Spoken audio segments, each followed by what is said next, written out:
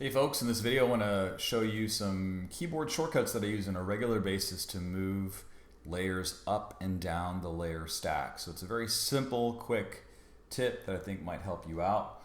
And I've got three layers here: inks, color, and background. I'm going to start with the background layer here just to show you what I'm going to be talking about. If I hold the Command key or the Control key and the right bracket, I can move up the layer stack one layer at a time. Command left bracket or Control left bracket will move down the layer stack. If I add a modifier key, which is the Shift key, with the Command key and use the left bracket, I immediately move to the topmost layer in the layer stack.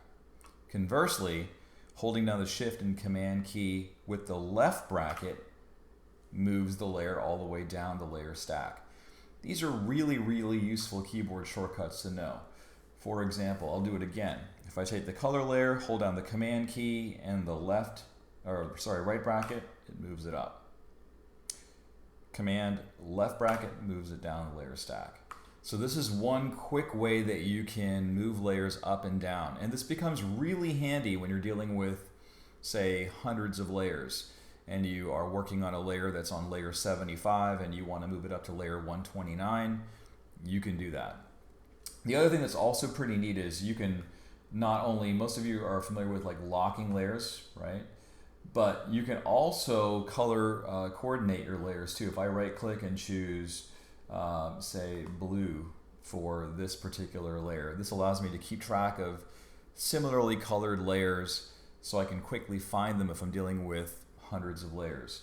And for me, in my own work, my work can range anywhere between 20 layers all the way to about 150 layers. So really depends upon what you're doing.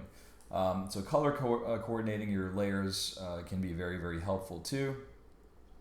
If you click below the background layer, I like to choose large thumbnails, and I like to choose clip thumbnails to layer bounds. These two options here are really handy because it allows me to see small things on a layer much more precisely than if I had clip thumbnails to document bounds. Document bounds means the entire size of the canvas versus layer bounds, which is just what you've put on a specific layer. So just as a treat, let's just go ahead and finish coloring this up. I'm going to hit Command U to change the hue of this Moon Knight character. And then we'll make the eyes white. We'll make the crescent on his chest white. Command J, Command U. And then what we can do is we can come back in and we can add some highlights. So another thing that you can also do is you can color lock, which basically allows you to only paint on a visible portion of your layer. So if I choose the color lock option, and now if I come back in with white and I use my brush tool, I can only paint within the confines of the blue that I have. If I try to paint outside of it, not going to work. So that can be really handy, especially if you're trying to apply paint to only one layer or inks to only one layer. You can do that readily with this technique.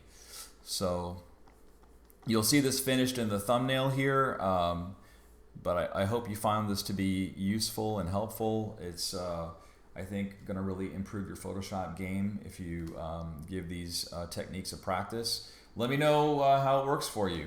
Drop me a comment and let me know what you found to be the most useful out of all the videos that I've talked about, especially this one. Thanks so much for watching. See you in the next one.